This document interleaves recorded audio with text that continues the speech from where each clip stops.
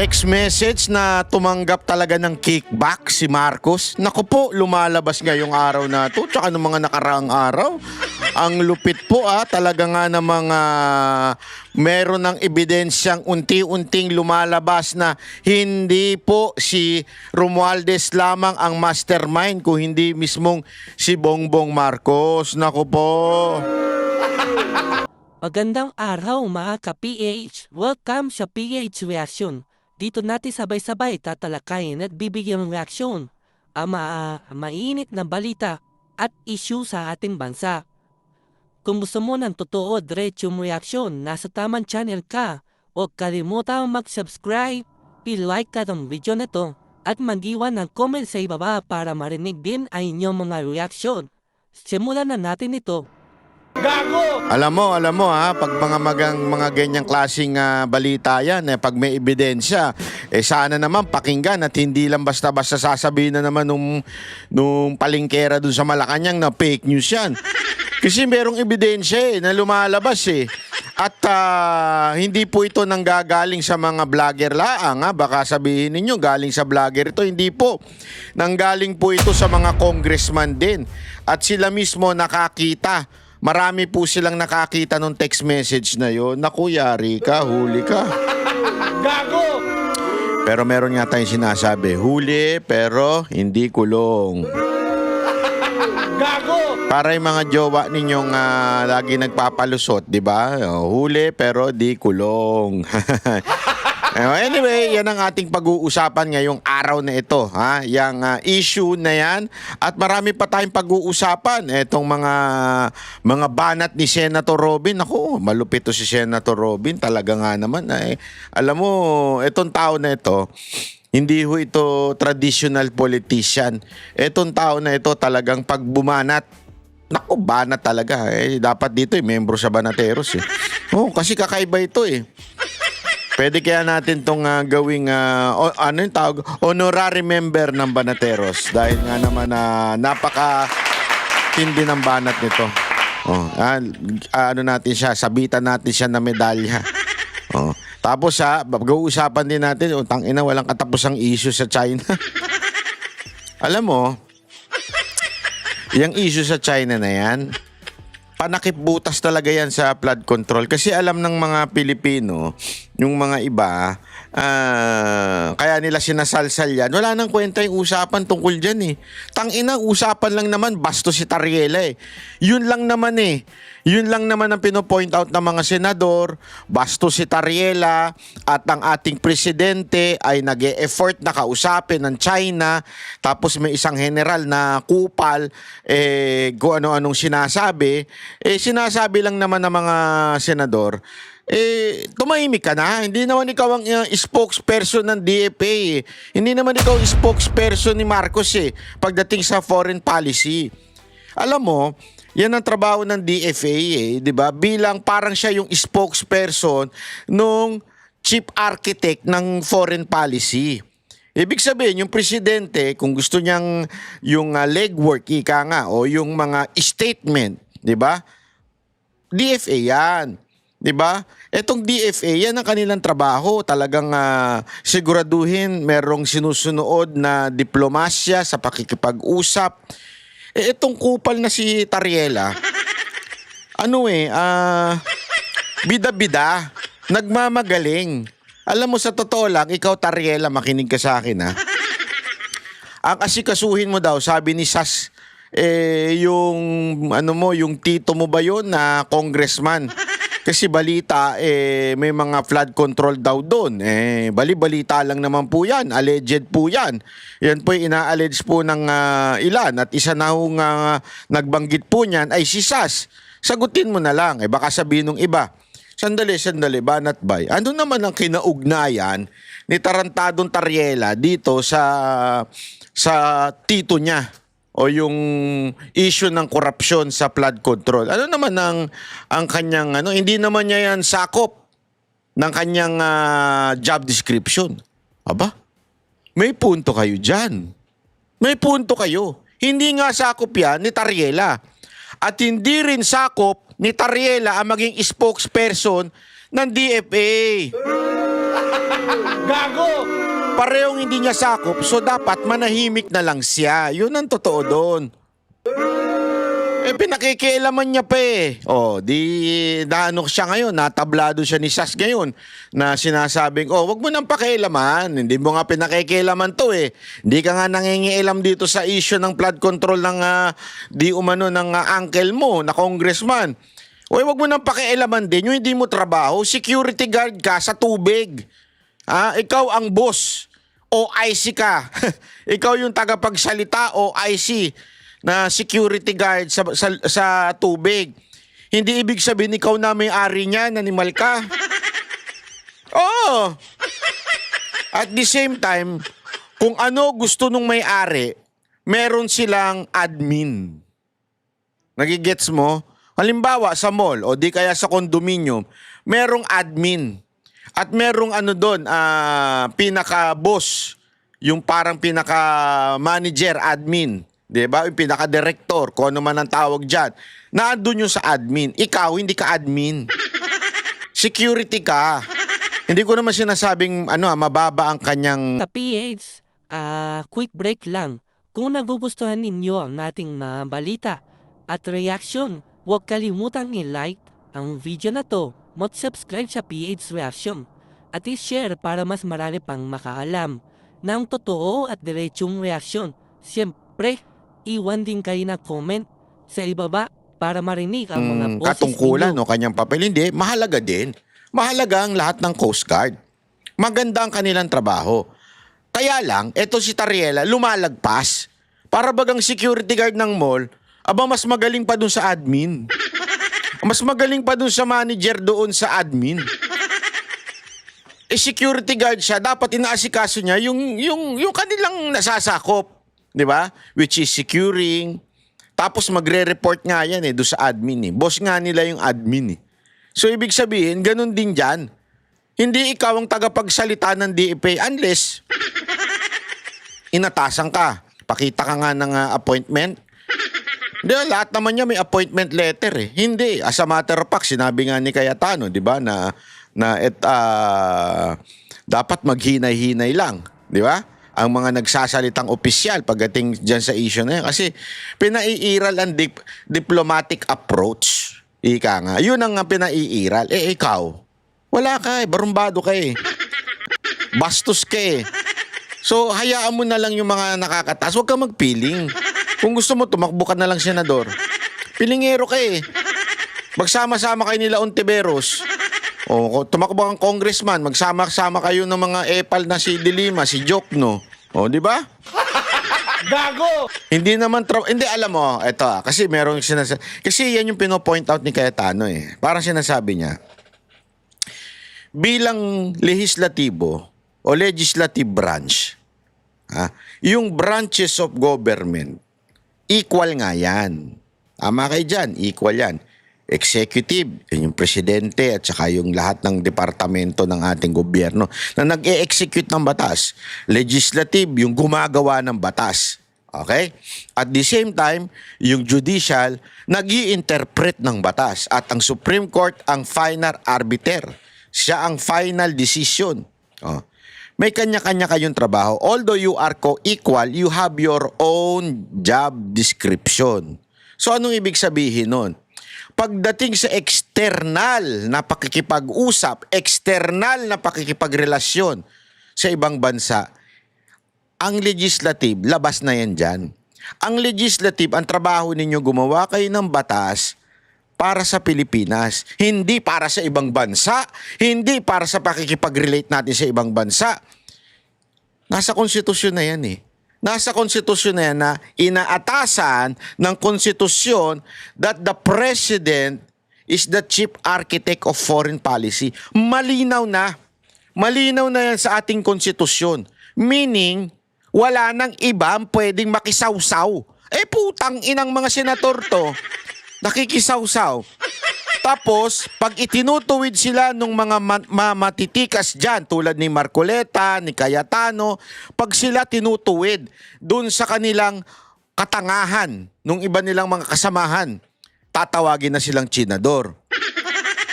Alam mo kung bakit? Diyan sanay si Llamas eh. Tandaan ninyo si Llamas, di ba?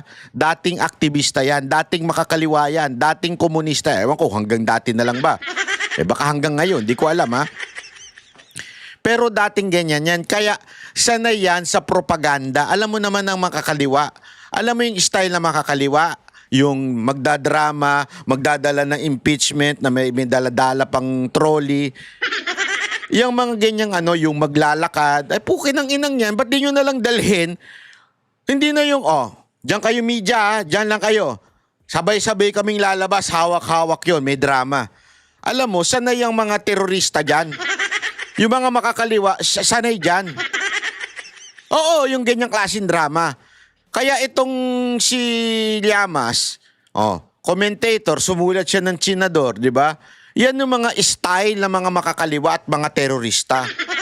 Yung drama, kailangan merong name calling, Chinador. Oo, di ba? Sanay sila sa ganyan. Ito namang media, alam naman natin, ang media, left-leaning ang media sa Pilipinas eh. Actually, di ba, kung maaalala nyo, in-interview namin dati sa una naming programa, dun sa Tambayan, dun sa DWIC, na-interview namin dun yung mga propagandistang nagbalik loob na sa gobyerno. Ang talagang sinabi nila on radio and on us, the first target of this left-leaning terrorist group, yung media. Diyan sila unang nagpapasok ng mga kaalyado nila. Bakit kanyo? Kasi sabi nila, importante na kung sino yung mauna sa impormasyon, yun ang tatatak sa isip ng tao. Whether it is a lie, whether hindi mo napatunayan, basta unang ikaw nagbitaw niyan, tatatak yan sa utak ng tao. Yung mga bawi, yung mga kabig, yung mga hindi ang tawag doon, yung para bang tinutuwid nila yung sinabi nila, hindi na pakikinggan ng tao yun. Ang importante yung unang bitaw. So pag sinabi ng media na Chinador, hindi na pakikinggan yung explanation. Hindi na papakinggan kung sino lang ba yung mga yon. Basta sasabihin nila, Chinador si Cayetano, Chinador si Marcoleta. Kasi ganun sila kagaling pagdating sa propaganda. Kaya nga duda ako dito kay Llamas eh. Gago! Kung talaga bang hindi na ito makakaliwa, duda ako dito eh. Tandaan ninyo, dating makakaliwa ito. Sa PH, quick break lang. Kung nagugustuhan ninyo ang ating mga balita at reaction, huwag kalimutang i-like ang video na to, mag-subscribe sa PH Reaction at i-share para mas marami pang makaalam ng totoo at diretsong reaksyon. Siyempre, iwan din kayo na comment sa ibaba para marinig ang mga boses So, ninyo. duda ako kung talaga bang tumiwalag na siya dyan porket naging balalay siya ni Pinoy nun. Pero halatang sanay sa kasinungalingan. Kasi iba yung sinasabi niya kay Cayetano noon at iba yung tono niya ngayon. Dati sinasabi niya kay Cayetano na na kumbinsihin daw si Pinoy na alam mo yon, maging diplomatic sa China. O ibig sabihin maging friendly. Pero ngayon, sobrang anti-China na. Alam mo, isa lang hinala ko dito eh. Sabi nga nung iba, gawain ng mga CIA to eh. Alam nyo, ang CIA, kung pag-aaralan nyo yan, hindi po ito yung kwentong bororot ha. Ito po yung kwento talaga ng pagmakikita sa mga dokumentary at pagdating sa buong mundo. Ang Amerika, pakailamero yan eh, through their CIA. Kumukuha sila ng mga kaalyado. Gusto kasi nila, kaalyado yung bansa kasi nakikinabang sila. So pag hindi nila kaalyado, manggugulo sila. Bakit? Para pag nagkaroon ng gera, tatakbo sa kanila kasi sila ang nagpo-provide ng weapons. 'Di ba? Ayan ang kanilang bentahe. Wala nang pera ang Amerika eh. Totoo lang ha. Hindi ako nagbibiro. Nung huling punta ko nga dyan, tangina, iskwakwa. Maganda lang, malamig. Pero kung ikukumpara mo na sa ibang bansa, wala na. Isquaking na, Brad. Wala nang pera. Pasensya na ha. As in, yung konting dolyar lang, nirereklamo na ng tao. Isquaking na ekonomiya nila eh. Sila kumikita na lang, hindi dahil sa gold reserves. Hindi na sila kumikita doon, kumikita sila sa gera. Kaya tuwan-tuwa sila pag may gera, guguluhin nila. At the same time, itong nangyayari na ito sa Pilipinas at China, pag nagkaroon ng gulo diyan, makikinabang sila. Kaya nga pinupuntir nung panahon ni Pangulong Duterte, bakit di natin ayusin? We are all Asians. Dapat tayong Asians, kaya nga meron tayong may masamahan tayo eh. 'Di ba? May samahan tayo, dapat tayo nag-uusap-usap. We negotiate to each other. Tayo dapat, kasi remember, mas malapit ang China sa atin kaysa sa Amerika. So, kung alam mo, ang daming negosyo na naipapasok sa Pilipinas ng China, mga factory, ang dami dito. Bakit ginugulo nito? Tanungin ko kayo. Ito, practical na lang na tanong eh. May pakinabang ba tayo sa Amerika? Honestly, aside from this, nakakapanood tayo ng Netflix, at saka ng Amazon Prime. Ano pa ang pakinabang natin dyan? Pagdating sa ekonomiya. Wala. Karamihan talaga kinukuha natin sa ibang bansa. Kumukuha pa nga tayo sa Vietnam, sa Indonesia, ng mga produkto sa China, sa Japan. Diyan tayo nakikinabang eh. 'Di ba? Diyan tayo nakikinabang ng negosyo. Yung mga kumpanyang galing sa Amerika, bagsak. 'Di ba? So, anong ibig ko sabihin? Bakit natin inaaway? Bakit tayo sumasawsaw? Kaya nga, ako honestly, alam nyo naman, ever since, kayo nagpabudol kay Marcos. Ako, hindi ako nagpabudol. Nanindigan kami, kahit galit na galit kayo. Gusto nyo kami saktang banateros. Bakit? Hindi nyo kami nakuha eh. Yun ang totoo. Di ba? Kaya nga kami solid eh. Solid kami hanggang ngayon. Bakit? Hindi kami nag-BBM. Walang nag-BBM sa amin. Si Jack lang ang nag-BBM sa amin, pero huli na yun. Siya ang huling pumasok sa BBM. Huling pumasok sa Banateros. Siya lang ang nag-BBM sa amin. Pero kaya namin siya kinuha ngayon kasi hindi na siya BBM. Pero wala sa amin nung time na yon na membro. Kami yun, 5 kami nun eh. Una, nagsimula sa 5 yan eh. Lahat kami solid. Hindi kami bumitaw kay Pangulong Duterte. So ano ibig ko lang sabihin? Simpleng-simple lang eh. Alam nyo, mga kababayan, itong nangyayari sa atin sa awayan ng China at saka ng Amerika, hindi kasi naiintindihan ng iba. Tayo, enjoy na enjoy tayo. Pro-America tayo kasi gusto nyong tumangos yung mga lintik nyong ilong. Di ba? Dahil gusto nyong pumuti. Di ba? Ganun eh. Yan naman talaga reason eh. Di ba? Tuwan-tuwa tayo pag kami Amerikano kasi ang connotation natin pagka Chinese, rude yan. Yan yung dumudura-dura. Yan. Alam mo, maraming loko-lokong Chinese. Sa dami kasi nila eh. Madami sila. Maraming loko-loko, pero maraming matino. Sa katunayan, kung papansinin nyo ngayon, karamihan ng matagumpay na kumpanya sa Pilipinas ay Filipino-Chinese. Ano ibig sabihin nun? If, bantakin nyo, kunwari, meron na tayong galit sa China noon, baka itong mga Chinese na nagpunta sa Pilipinas, na kaya naging Filipino-Chinese na yung mga anak nila, hindi natin pinapasok noon. Ang daming negosyong nawala. Ang daming wala tayo. Wala tayo siguro SM, wala tayong Philippine Airlines, wala tayong Jollibee. Alam mo yun, ang dami. Pero dahil noon, walang takot, hindi pa inaano yung fear sa mga Chinese, malaya sila, nakakapagnegosyo. Ngayon, para bagang talagang binabahira natin sila ng pangit sa mga yan. Alam mo, galing kami Davao. Di ba alam naman natin magandang relationship ng China at Davao. Bakit? Kay Pangulong Duterte, kay Pastor Kibuloy, sa mayor nila ngayon. Magandang relasyon ng China at saka ang Davao. Punta kayo ng Davao. Alam mo, hindi sa pagbibiro kulang na lang talaga lumamig dun eh. Bakit? Pag lumamig na dun, para ka nang nasa ibang bansa. Kasi matino, maayos, malinis, mabait ang tao, malambing magsalita, hindi rude. Hindi katulad natin dito sa Maynila. Totoo naman. Bastos, ang ingay, yung tambutso, kaliwat kanan, brrr, brrr. Doon, wala. Alam mo yun?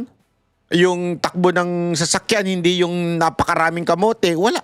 Halos wala ka makikitang kamote doon. Kasi nga naman, talagang takot sila magpatakbo ng mabilis dahil kaliwat kanan ng camera, kaliwat kanan ng checkpoint. Saka nakakita nun. Tapos ang mga infrastructure, puro tinulong ng China sa Davao. Bakit? Sinakop ba? Sa totoo lang, putang ina, mas maraming inchik sa Maynila kaysa sa Davao eh. Walang biro. Mas pumunta kayo sa Malate, pumunta kayo kung saan. Punong-puno ng Chinese, sa mga kondo, punong-puno ng Chinese. Ano ibig ko sabihin? Bakit yung Davao di naman nila sinakop? Nagnegosyo lang sila, ang ganda naman. At the same time, pag may makita kang Chinese, matino. Kasi maganda ang relasyon. Yeah? Maganda yung relationship doon. Dito, ginagawa nating demonyo kagad sila. Tapos etong nakakahiya tayo, alam mo, sampal sa atin yung sinabi ng ambasador. Ginagawa nyo kaming panakipbutas ninyo sa korupsyon ninyo eh. Ayusin nyo muna yung mga sarili ninyo. Parang ganun ang tono nila. Hindi ko sinabing verbatim to ah. Parang ganun ang tono nila. Ayusin nyo muna yung sarili ninyo bago nyo kami banatan. Hindi nga kayo maayos. Alam mo, ang sakit sa puso nun. Yun ang tinatawag na sampal. Tama eh. Bago kayo magalit sa amin, bago kayo magreklamo sa amin, ayusin nyo muna yung problema ninyo. Mga gobyerno ninyo, korap. Mga government official ninyo, puro magnanakaw.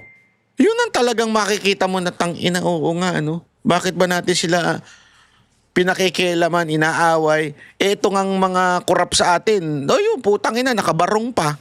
Nandun, sa kamera. Tuwan-tuwa. Nung dumating si Romualdez, kulang na lang, punasan. Dinaig pa yung Sa PH, quick break lang. Kung nagugustuhan ninyo ang ating mga balita at reaction, huwag kalimutang i-like ang video na to, mag-subscribe sa PH Reaction at i-share para mas marami pang makaalam ng totoo at diretsong reaksyon. Siyempre, iwan din kayo na comment sa ibaba para marinig ang mga boses ninyo.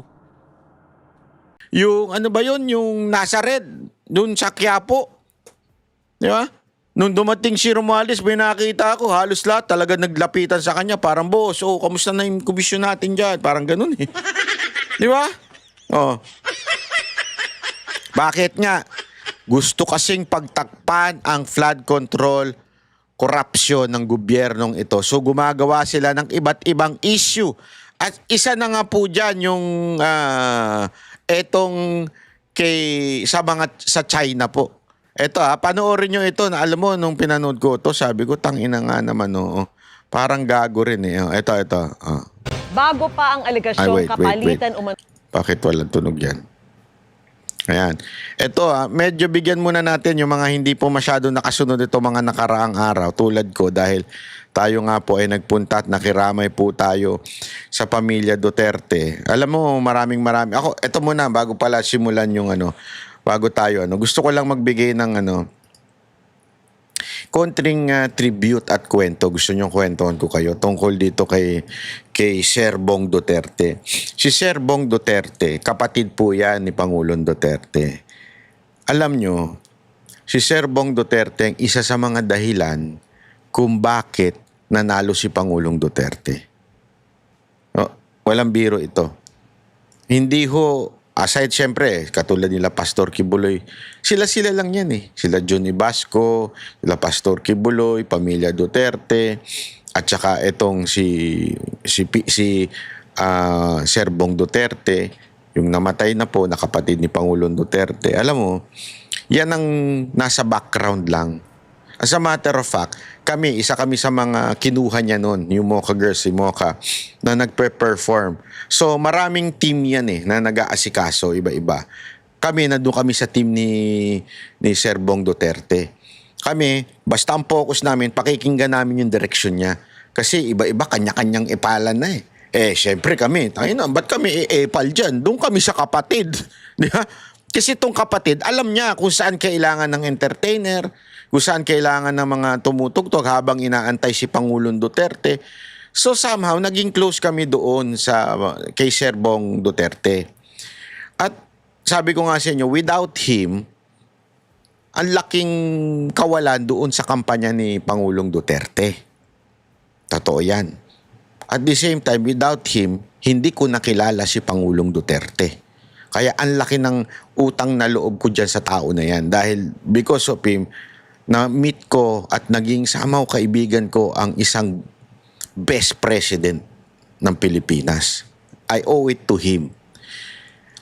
Ito ang pinakamatinding revelasyon ko sa inyo.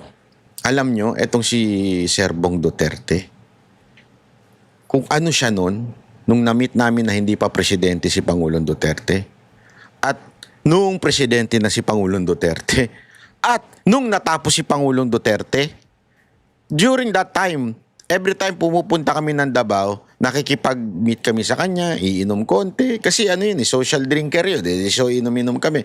Siya nga nag-introduce sa amin ng makalan. So inom-inom kami. Kausap namin siya, wala kang maaamoy na yabang. Parang hindi anak ng presidente, ay parang hindi kapatid ng presidente. Kinikwento niya kung gaano kapayak yung kanilang pamilya na talagang magugulat ka eh. Yung magugulat ka na kumakain lang sila kung saan-saan, ayaw ng VIP, kahit si Pangulong Duterte ganun. Kaya yung ginagawa ni Pangulong Duterte na nakikita ninyo na walang pa VIP, nasa pamilya nila eh. Ganun sila pinalaki.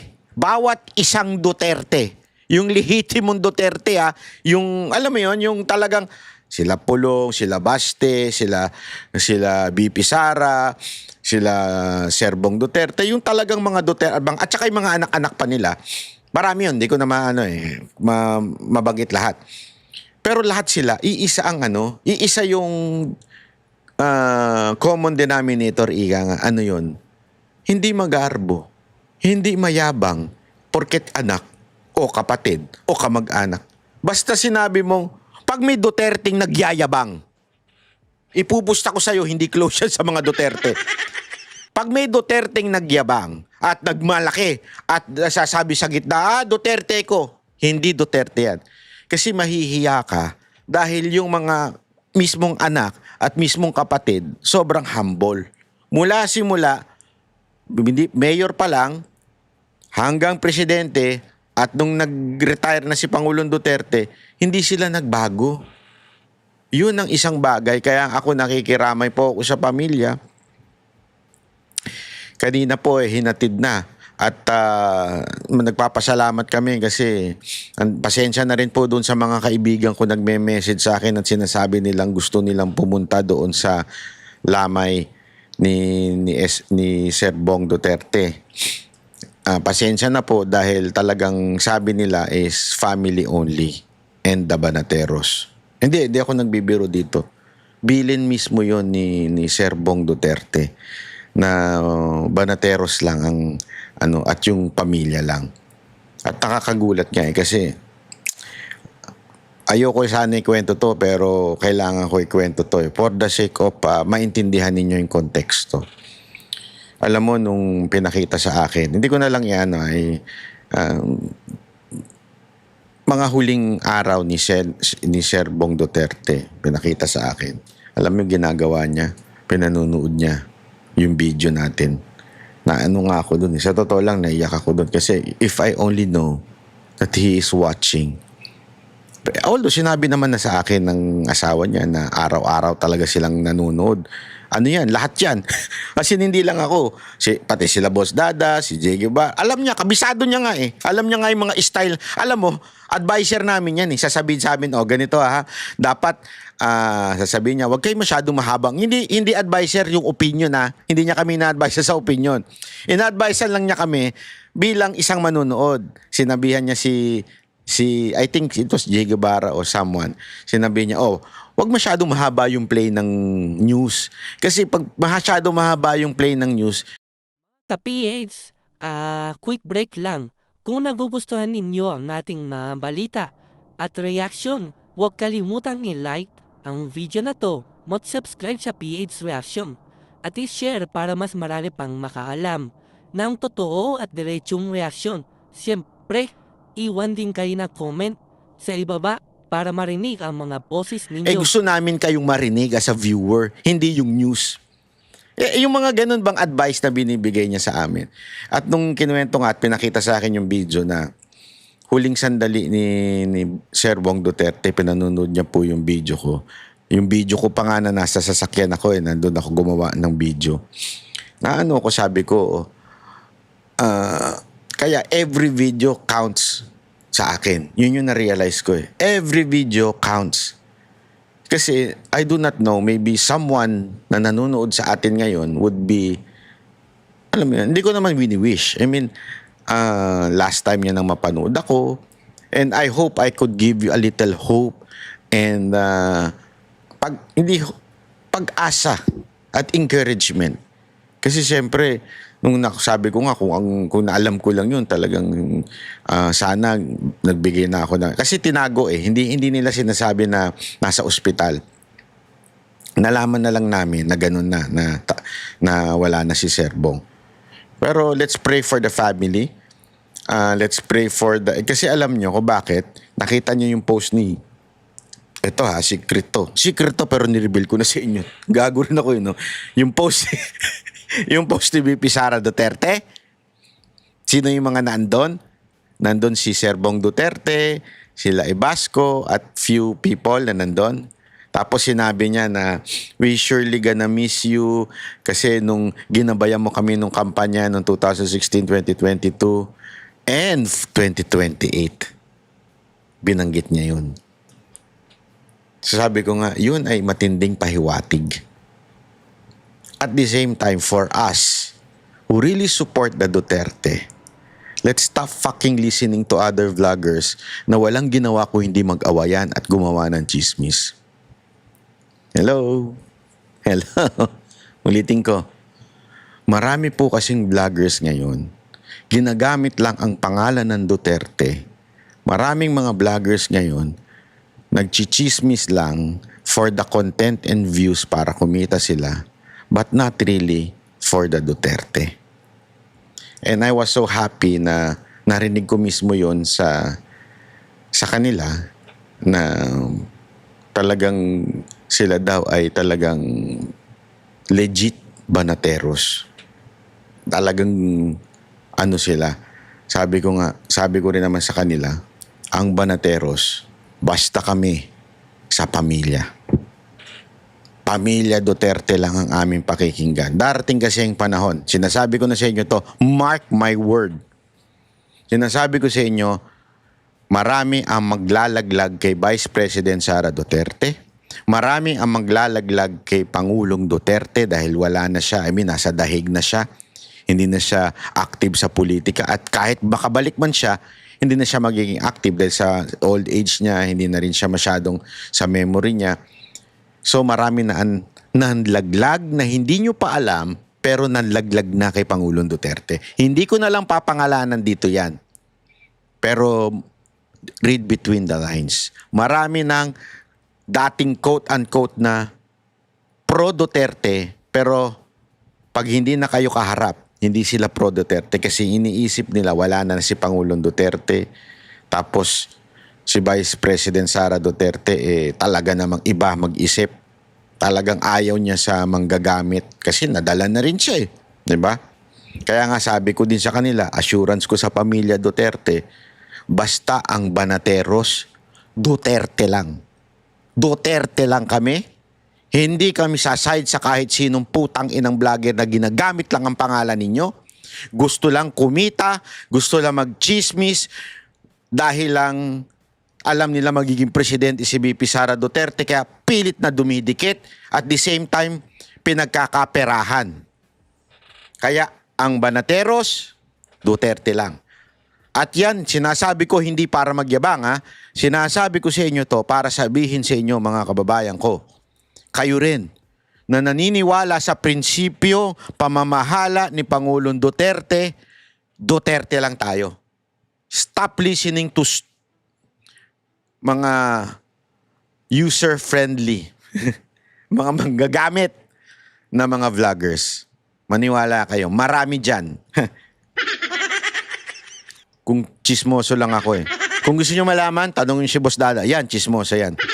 O, tuloy natin to Panoorin na natin to. Simula tayo.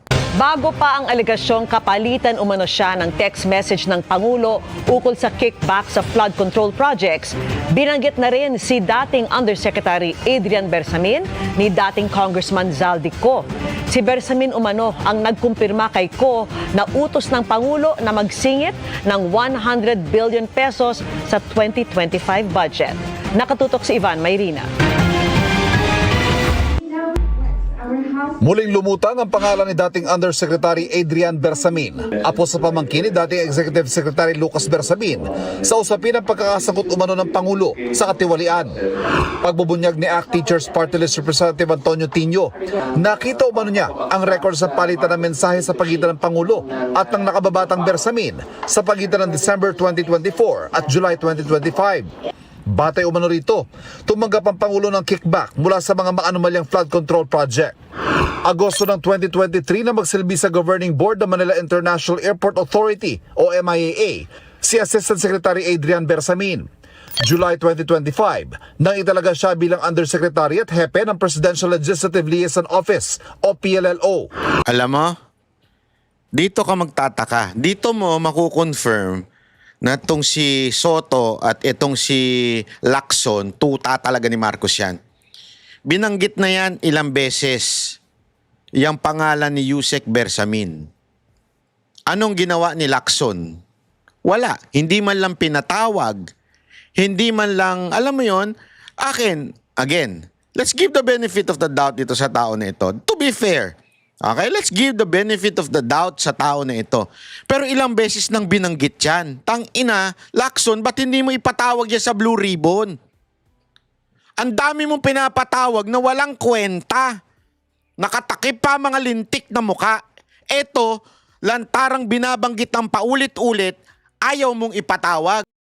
Sa PH, quick break lang.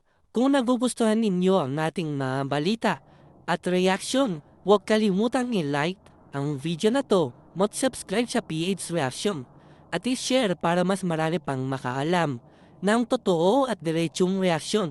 Siyempre, iwan din kayo na comment sa ibaba para marinig ang mga boses Halatang ninyo. pinagtatakpan ninyo si Marcos. Ilang araw lang yan bago ang ika-4 na State of the Nation address ng Pangulo Mahiya naman kayo. Gaya ka rin. na nagpagulong sa investigasyon sa flood control scandal.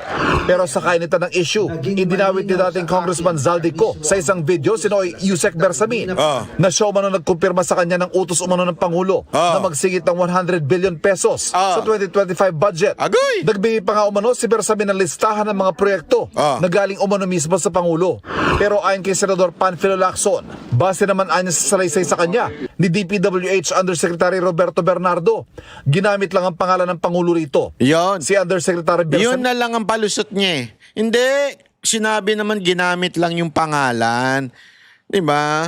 O ba't ka naniwala? Di ba?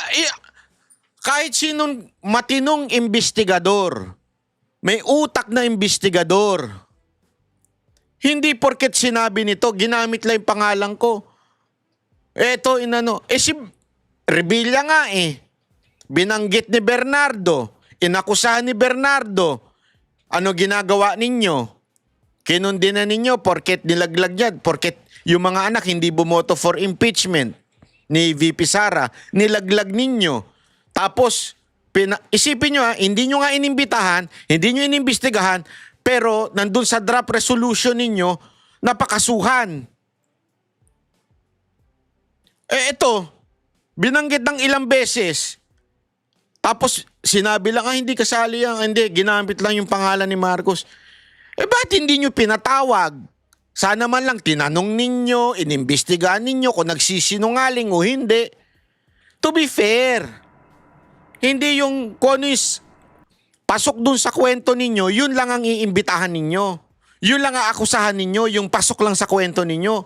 Pero yung sa madadamay na si Romualdez, madadamay na si Bongbong Marcos, ayaw nyo nang imbitahan. Anong katarantaduhan niyan, Lacson?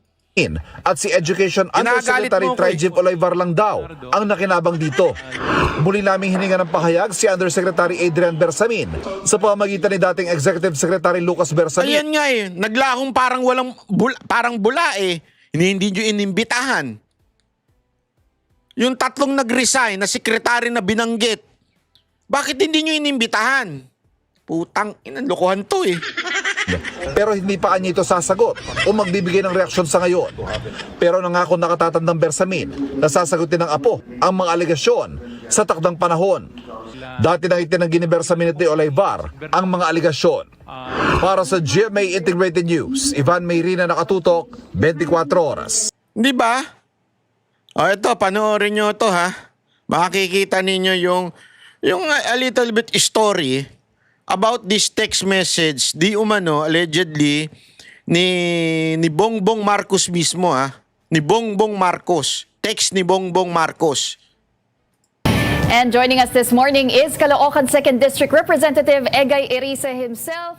Good morning, Congressman, and welcome to Morning Matters. Morning, Pauline. Morning. Okay, Congressman, marami po tayong pag-uusapan this morning, but let's start with the supposed text messages between President Marcos and former USEC Adrian Bersamin. You said, Kong, na nakita nyo ito personally, but tell us what exactly did you see in these documents and how convincing were they for you? Well, there were exchanges of text messages between the allegedly from the cell phone number of the president. Merong pinakitang number, smart, 0918. Hindi ko na lang matandaan kung ano yung mga kasunod na numbers. At yung isang number din daw na according to Congressman Leguiste from the cell phone of USEC Adrian Bersamin. So pinakita sa amin yung buo, medyo detalyado, which includes also text messages na hindi lang tungkol sa dito sa almost 8 billion, kundi meron ding mga ibang text messages tungkol sa ibang matters. But could you confirm, Congressman, that this number is actually the President's cell phone number since yung nakita nyo lang po ay parang 0918? Hindi ko alam. Number nga yung presidente. Sasabi ko lang, medyo detailed talaga yung conversation between those two numbers. And according to Congressman Leguiste, got hold of it because Yusek Bersamin went to his house to prepare an affidavit after Senator Lacson, chairman of the Blue Ribbon Committee, named the Bersamins as recipients of the Bernardo 8 billion kickback. So, natatakot sila na maging fall guy sila. So, gumawa sila ng affidavit doon sa bahay. Pinakita ni in one instance, pinakita ni Congressman Leguiste yung CCTV footage nung pagdating ni USEC Bersamin sa kanyang bahay sa Taal, Batangas. And I remember that Representative Tino also mentioned that there was even a supposed text message, Congressman, nung 2 billion peso delivery sa Nara residence. Is this the same address? Pak!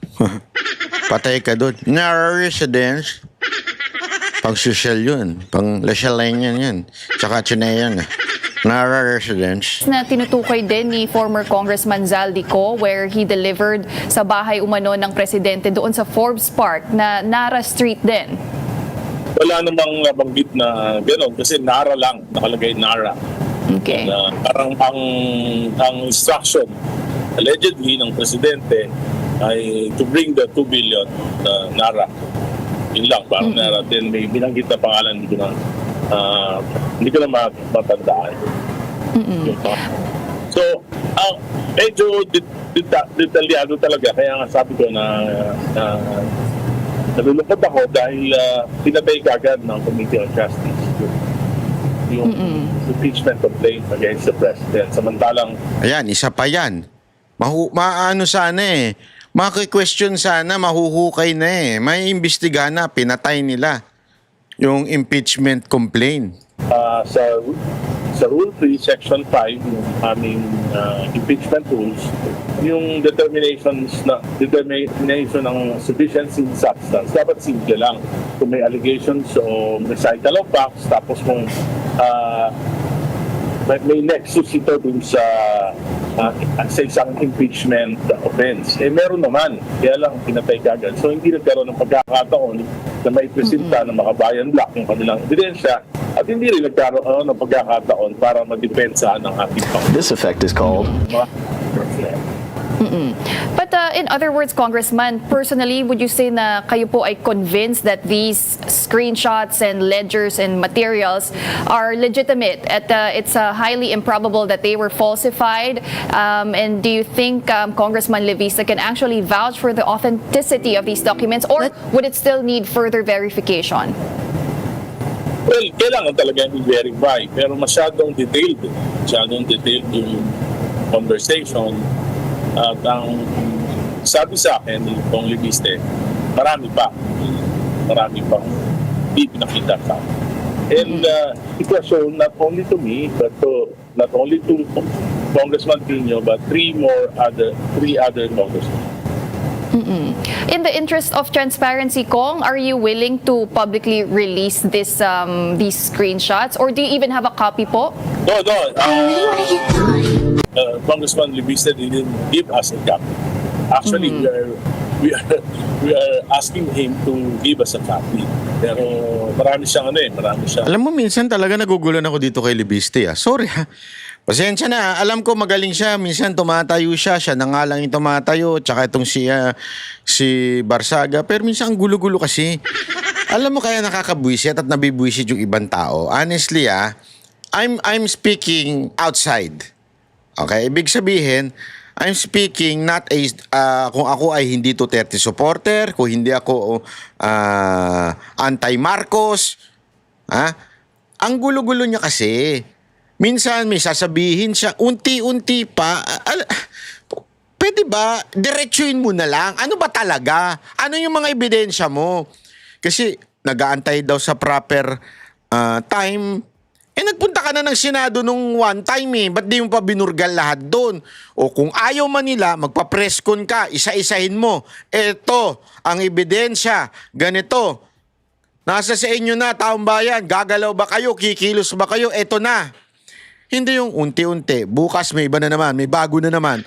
Sa susunod na araw, sasabihin mo, pinabakasyon ka. Kinausap ka ng nanay mo. Lagi na lang ganun Sorry I'm not against you. Okay? Suportado kita sa mga panawagan mo dyan. Pero wag mo nang inuunti-unti kasi yung drama minsan nakakabwisit yan Sa totoo lang, nakakabwisit na. Tuloy. Mga doubts, marami siyang sabi ko nga sa kanya, you have to take the risk. Kung naniniwala ka dyan, yung ginawa, dapat you have to take the risk. Yun ang patok sa kanya. Yes. Kong, what do you know about Undersecretary Adrian Bersamin? How heavily involved is he in these alleged kickbacks, itong mga SOPs? I know his name has already been floated in the hearings doon sa flood control investigation. Pero what do you know about Yusek Bersamin? Wala, hindi ko naman siya. Na-meet ko siya siguro once or twice. Pero alam mo, ang problema kasi, yung investigation mismo ng gobyerno laging humihinto. For example, ICI, di ba? Nakita naman natin walang pinuntahan. Dahil nagre-resign, hindi napondohan, hindi nabigyan ng mga staff hindi na suporta ng gobyerno. So hindi nakapag-imbestiga hanggang mag-resign na yung dalawa. So yung resignation is, I think, is a form of protest because kung meron lang silang kung nasuportahan sila, hindi siguro sila magre-resign. Then suddenly yung committee on the Blue Ribbon Committee of Senator Lacson, diba, pinanggit niya si mga Bersamin, pero hindi niya pinatawad. Pagkatapos hindi niya na binanggit. Pero sinabi niya, hindi nakarating kay Presidente yung 8 billion, nagpanggap lang ang mga Bersamin, sila ang nakinabang.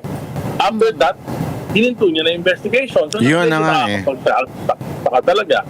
Tapos ito namang impeachment complaint, may paraan na sana para mailabas yung mga ebidensya, pinatay din kagad. So nakakapagtaka. Pero ako, siyempre, simple lang sinasabi ko, matagal na.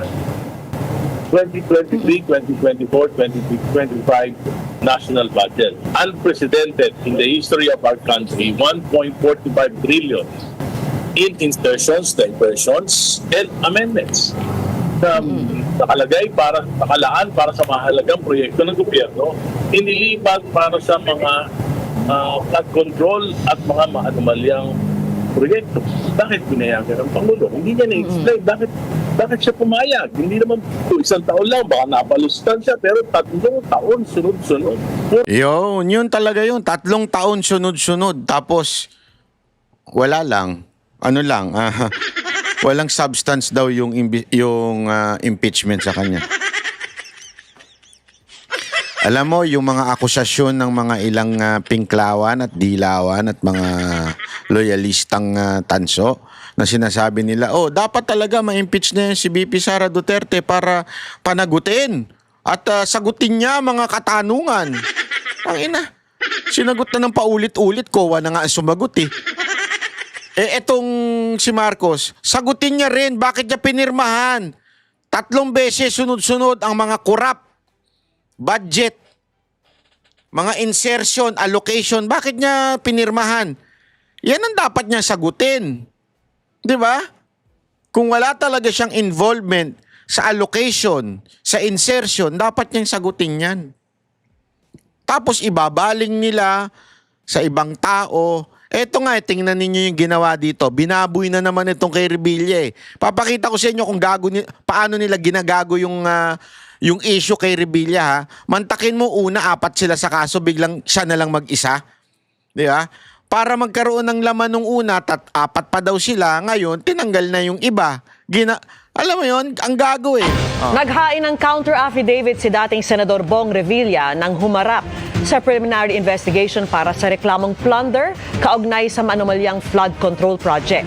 Pero ikinagulat ng kampo ng dating senador na siya na lang ang natirang respondent dahil naging witness na ang iba. Ang sagot ng Justice Department sa pagtutok ni Sandra. Halatang halata eh. Kung talagang gusto ninyong panagutin, kung talagang totoong pananagutin ninyo ang mga nagkasala, di umano. Bakit di nyo kinasuhan? Ngayon, gagawin nyo na silang witness para lang yung isang tao madiin. So, it's not really for anti-corruption crusade, but it's really mission to destroy Revilla. Yun lang yun eh. It's not really for anti-corruption. It's destroying the name of Revilla. Aldo. Nagtipon sa labas ng Department of Justice ang mga taga-suporta ni dating Senador Bong Revilla sa kanyang pagdalo. Legit yan. Mga organic yan. Sa preliminary investigation para sa kinakaharap niyang reklamong plunder. Kaugnay ito ng maanumalya o manong flood control projects. Nagbigay ng maikling pahayag si Revilla pagkatapos dumalo. Hindi ko alam kung paano nakakatulog yung mga nag-akusa sa akin. May mensahe din siya sa kanyang mga taga-suporta. Salamat sa yung pagdarasal para sa akin. Sa ilalim ng Republic Act 7080, ang isang public officer, mag-isa man o nakipagsabwatan, ay maaring maharap sa plunder kung nagkamal siya ng hindi bababa sa 75 million pesos na ill-gotten wealth o nakaw na yaman sa pamamagitan ng kombinasyon o serye ng lantaran o criminal acts. Ang plunder o pandarambong sa kaban ng bayan ay may parusang habang buhay na pagkabilanggo at habang buhay na disqualification sa pagkakaluklok sa opisina ng gobyerno. Kapwa respondent ni Revilla sa reklamo, sina dating DPWH District Engineer Henry Alcantara, dating DPWH Undersecretary Roberto Bernardo, dating DPWH Engineer Gerard Opolencia, at iba pang hindi nakikilalang personalidad. Pero nagulat daw ang kampo ni Revilla na siya na lang ang natirang respondent sa plunder complaint Halata, dahil naging witness na ang iba pang pinangalanan sa reklamo. Nung magpa-file na ng counter affidavit, nagulat na lang kami na yung tatlo, si Mr. Alcantara, Mr.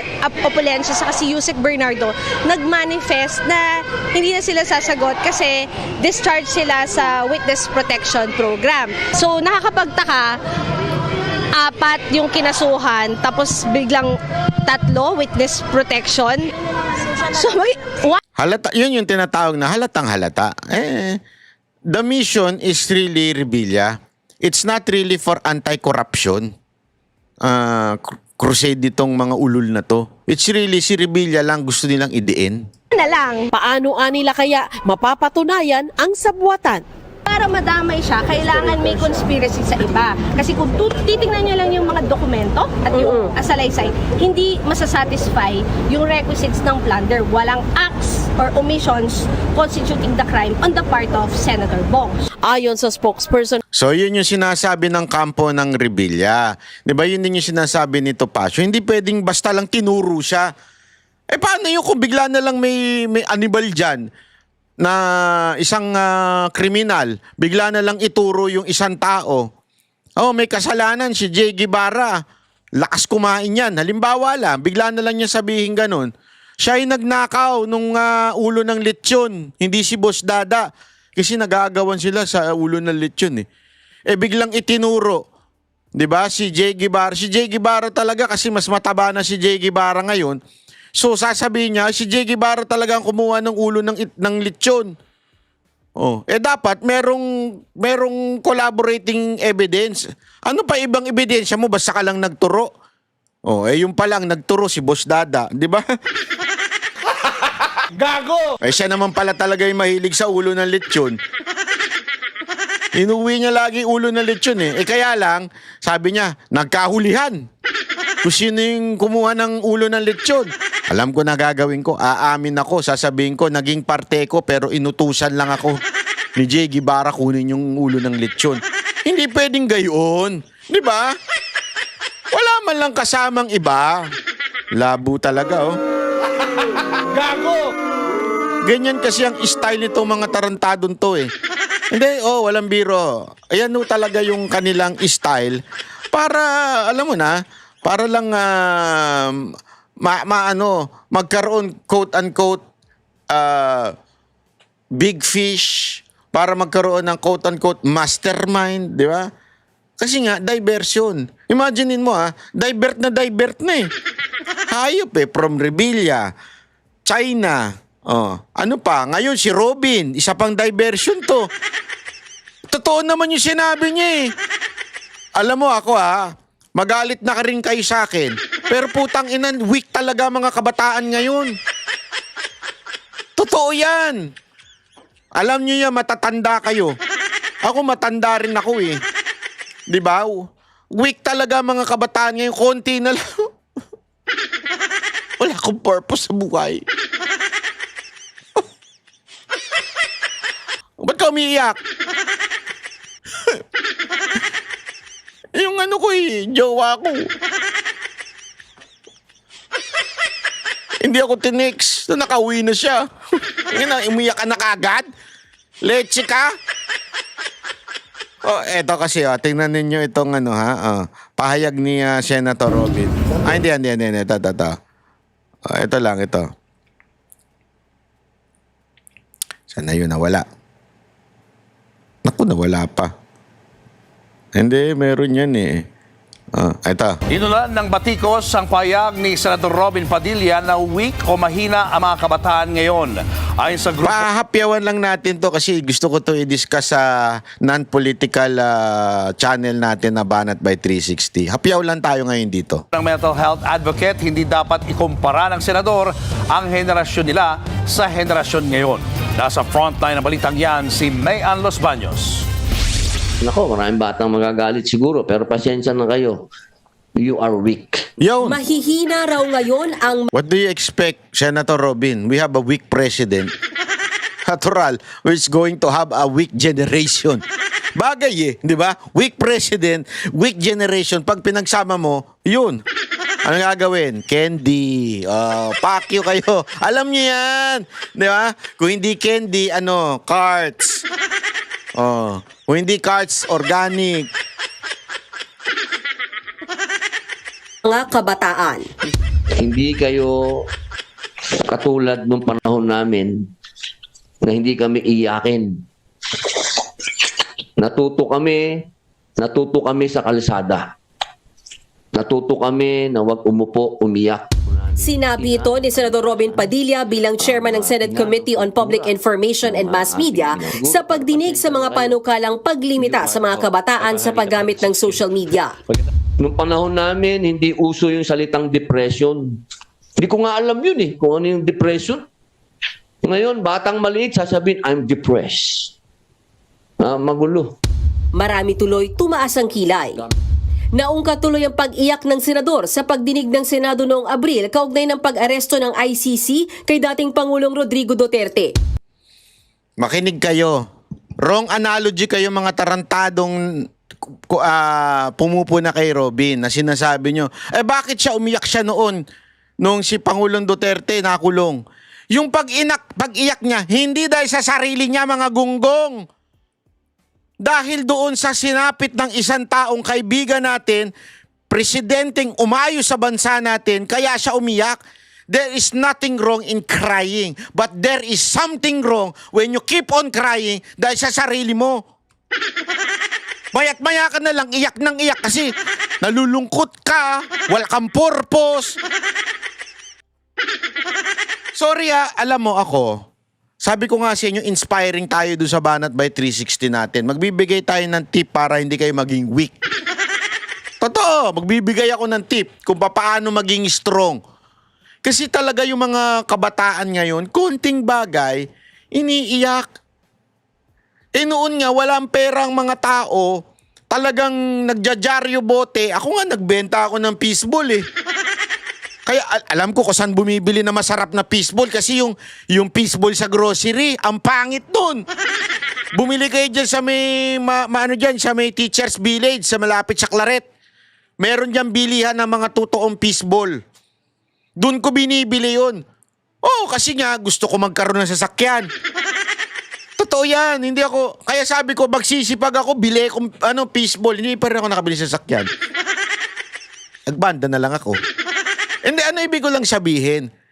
Kasi ngayon, konting, nakakita ka lang ng may iPhone 17 Pro Max yung kaibigan mo. Bakit sa mahal ng magulang niya? Ako, hindi ako binilhan. Depressed na ako. Gago! Di ba? Walang nagmamahal sa akin kasi wala akong jowa. Gago! Hindi walang nagmamahal sa'yo. Pangit ka lang talaga at masama ugali mo. Gago! Naalala ko tuloy yung...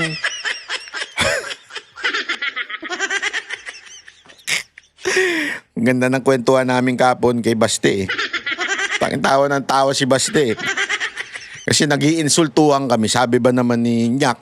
Sabi ni Nyak, alam mo, ako nun, wala akong nyowa. Anong nyowa?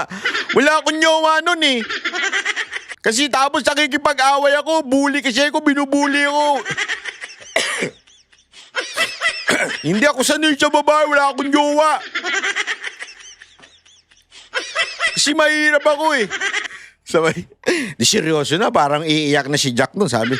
Sabay hirit ako ng, wala kang jowa kasi pangit ka. Hindi dahil mahirap ka. Gago! Kahit yumamang ka. Napagano si Jack Tawa-tawa si Baste. Parang gusto sabi, tama. Biro lang Jack Huwag ka mag-alala, pareho tayo. Nadanasan ko din yan. Sabi ko noon, ba't kaya ako single pa? Hanggang na-realize ko sa sarili ko at humarap ako sa salamin. Kasi nung kabataan ko, ayaw humarap sa salamin. Kasi tuwing humarap ako sa salamin, lagi kong naalala siya na sabi, ba't yung kapatid mo, pogi? Lagi siya sabi, hanggang ngayon nga yung kapatid mo, pogi. Para bang pinapasimplihan na nilang sa akin na pogi yung kapatid mo, pangit ka. Alam mo ginawa ko? Ito, walang biro ito Kasi ganun nga Na-challenge ako. Sabi ko, pogi pala siya. Pasasarapin ko yung sarili ko. Kaya pogi siya, masarap ako. Biro lang. Hindi, maraming alam mo yun. Yung kesa na iiyak ka, pangit ko naman. Depressed na ako. Ang pangit ko. Huwag ka ma-depress. Alam mo, si Jack nga, ang ganda ng asawa ngayon eh. Paano nangyari yun? Diba? Ang gwapo ng anak niya, yung mga anak niya, hindi niya kamukha. Ang puputi. Pag talagang parang anak ni Baste, ganun ang itsura ng anak niya. Hindi niya talaga kamukha. Kaya may pag-asa ka. Kung si Jack na nakakuha ng maganda. Hindi ko alam kung naawa yung asawa niya sa kanya. Hindi. Biro lang, Jack, ha. Yan ang gusto ko dito kay Jack kasi hindi siya pikon. Anyway, pag-uusapan natin yan sa susunod na araw, ha. Sa Banat by 360, kaya siguraduhin nyo nakapalo kayo doon. Dahil mas masarap ang kwentuhan doon pagdating po sa depression na issue, ha. Okay? So maraming salamat po. Kita-kits uli tayo sa susunod nating video. Bye-bye! Subscribe naman kayo! Huwag kayong puro iyak dyan!